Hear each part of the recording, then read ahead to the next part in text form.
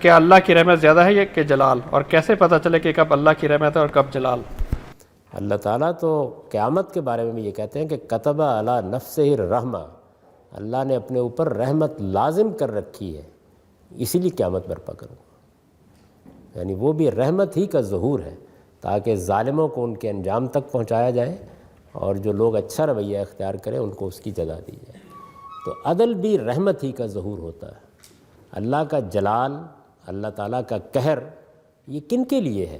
یہ ان کے لیے ہے جو سرکشی اختیار کر لیتے ہیں، زمین کو فساد سے بھر دیتے ہیں، لوگوں کی جان مال آبرو کے لیے خطرہ بن جاتے ہیں،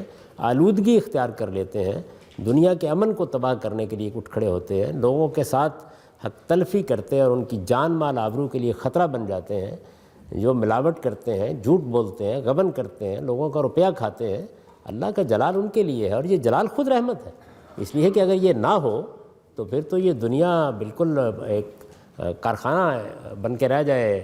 وہ یزداں کی تماشا گاہ ہے، اور کچھ بھی نہیں۔